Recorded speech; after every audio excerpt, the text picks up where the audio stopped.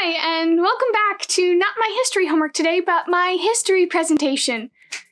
Thanks, coronavirus.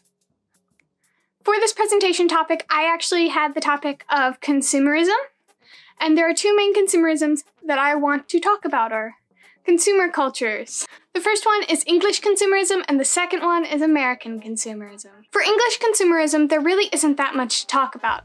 The consumer culture that happened in England happened around the Georgian period, which was 1714 to 1837. This is mainly due to the rapid growth in towns and cities and technology at the time. Because of all this growth and all this newfound wealth, shopping was now a cultural activity. Shopping was now made an event, and everyone, including the poor, would always go to this event. Many of them had decorative window dressings that were so beautiful and that would draw people in, and the merchants inside were experts in their field. So once you would come in, they would tell you about the product and incite you to experience the product. Basically meaning you touch it, you pick it up, and you hold it and you laugh for a second and enjoy your experience. Every shop in the town basically had its own specific social class that would shop there. So say you were from the upper class and you decide to buy in the cotton shop. Yeah, you're no longer in the upper class because that's a lower class store. This whole idea of consumerism was more about the experience. People wanted to experience the product and what shopping was like.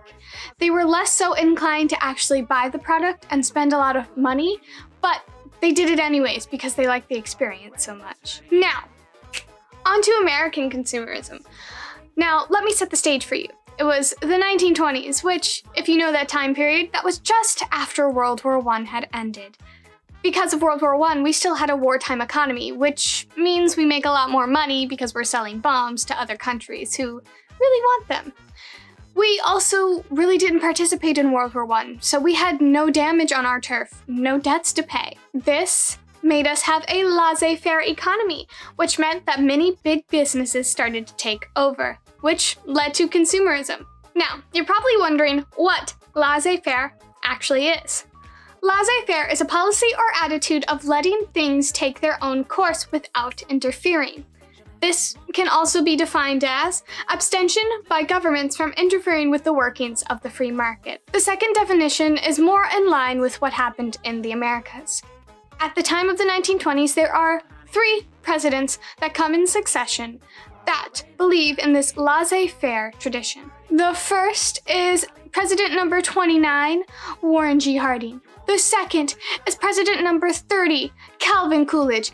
And the third is President number 31, Herbert Hoover. Laissez-faire didn't work out for him very well. Now you're probably thinking, what does laissez-faire mean? Yes, the government doesn't interfere with the free market, but how does that affect consumers and how does that affect big business?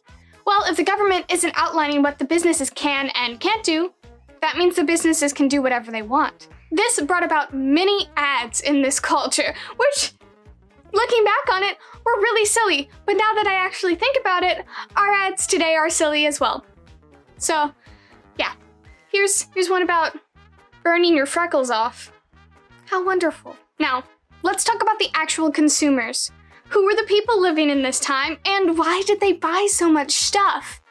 Basically, with all this technology and all the ads telling them they had to have the latest Frigidaire or they had to have the newest, greatest television, they bought it. They thought that in order to be better in the social status, that they had to have these things. But at the time, many people didn't have money. Only 1% of the population in America at this time actually had a savings account. Everyone else was living paycheck to paycheck. Instead of buying things that were within their budget, many people would take out loans and then pay off the loans with their paycheck. And because they wanted to buy the newest thing every time it came out, they kind of had a lot of loans going out and they were always trying to pay them off. This made the economy look like it was booming because all of our citizens were buying things, which means they had money, which means that the economy was flourishing. But really, a lot of people were very, very poor, which meant that the economy wasn't flourishing. Instead, it was actually struggling to survive. And then, when the stock market eventually crashed at the end of the 20s, this is why we hit a recession and a Great Depression. Nobody had the money or the savings to get through the depression at the time. Everyone had spent all their money on these new things that now had no meaning and couldn't be sold back. On the bright side, we still have a consumer culture today. Many big businesses still put out ads, but there are a lot more stipulations, so they can't brainwash us or indoctrinate us to buy things that we don't really need.